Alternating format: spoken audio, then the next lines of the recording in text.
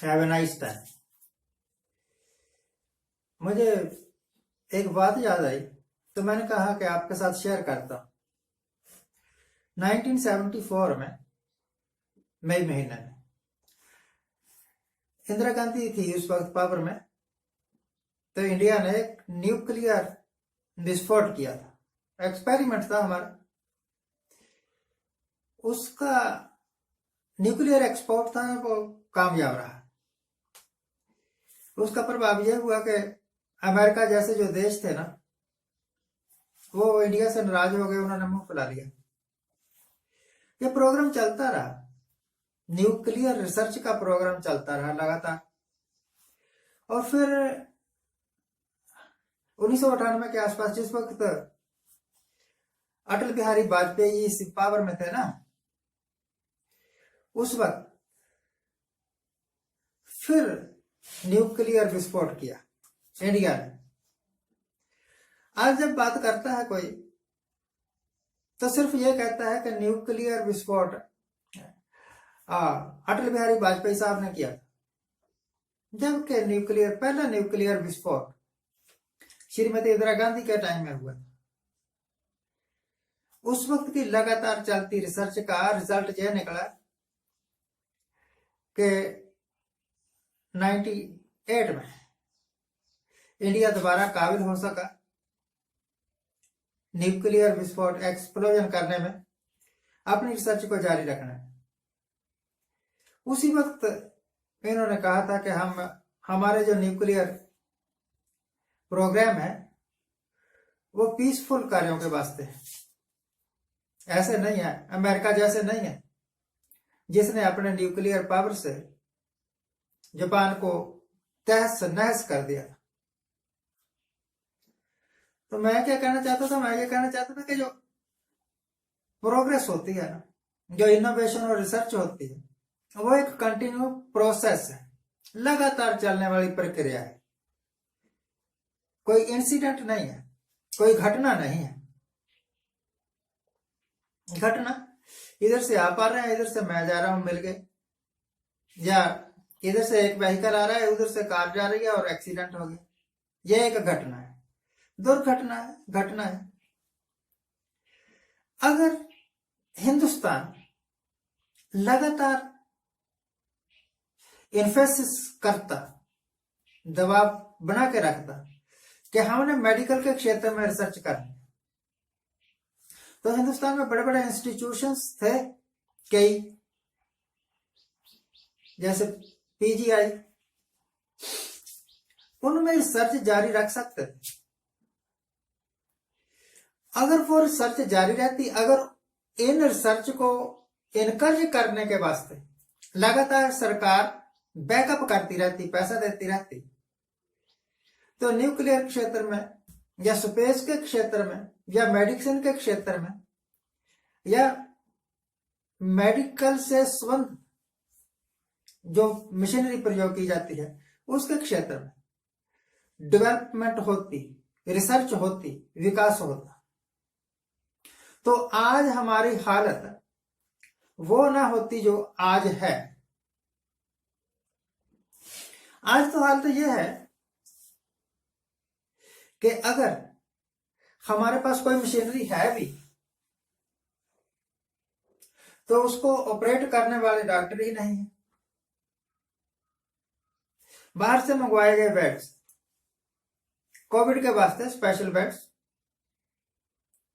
Ventilator वाले, और पड़े हुए हैं, दांत निकाल के डॉक्टरों की तरफ देख रहे हैं, और हमारे डॉक्टर साहब उनमें इतनी काबिलियत ही नहीं है कि वो वेंटिलेटर जो बेड्स हैं उनका कैसे प्रयोग किया जाना है इसको जान सके। तो गवर्नमेंट फेल नहीं है, मैनेजमेंट फेल नहीं है, फेल वो सिस्टम बन गया है सारा,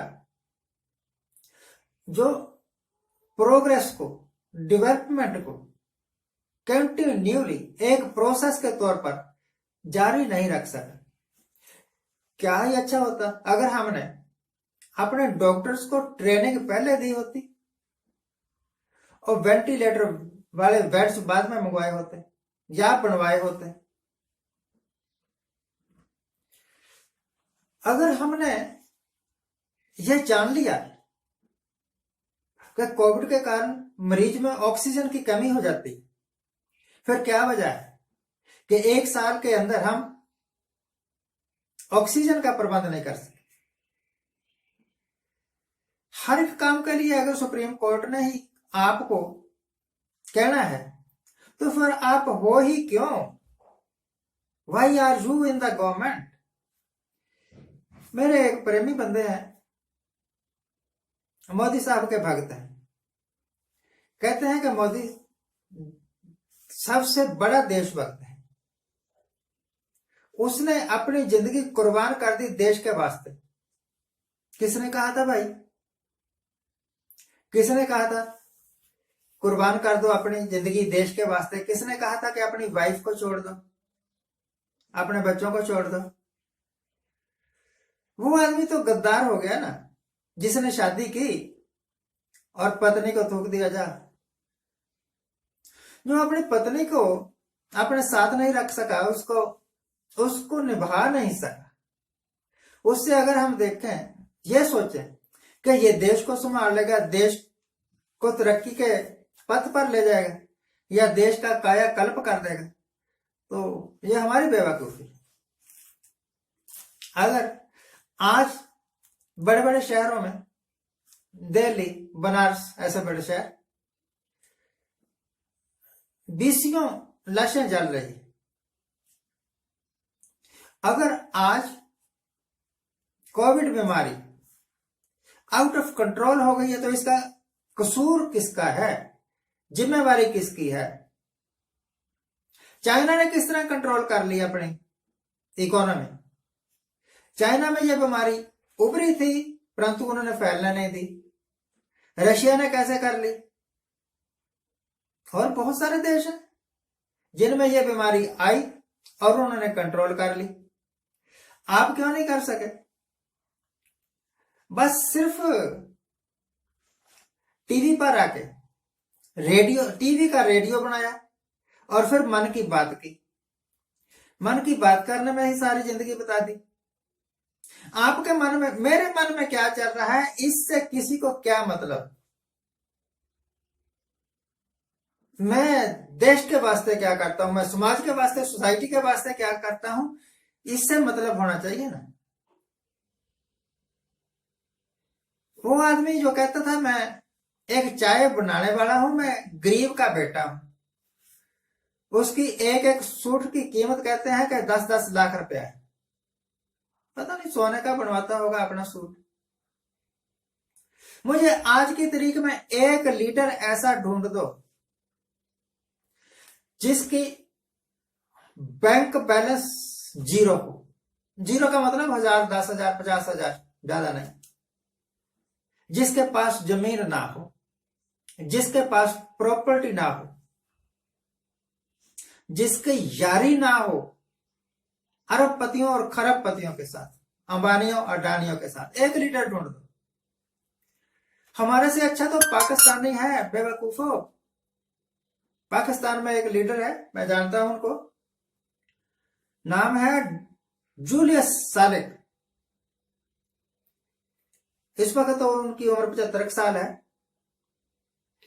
बोरी पहन के घूमता है, बोरी टाट समझते हैं ना, उसका है उसका वस्त्र, बोरी पहन के घूमता है, कोई प्रॉपर्टी नहीं है। सारी उम्र उसने देश की सेवा के लिए, माइनॉरिटी के अपलिफ्ट के लिए लगा दी।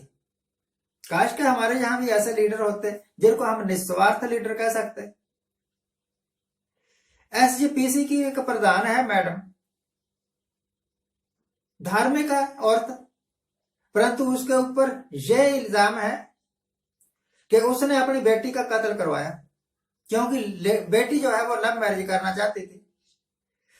तो एक धार्मिक संस्था एसजीपीसी और उसकी प्रधान एक कातिल, वही हाल आज देश का है। वही जो आज हिंदुस्तान का प्रधानमंत्री है, अगर ईमानदारी से इंक्वायरी की जाए ना तो उसके ऊपर 20 केस होंगे। आज के लिए इतना ही। आज जिनका जन्मदिन है उनको हैप्पी बर्थडे।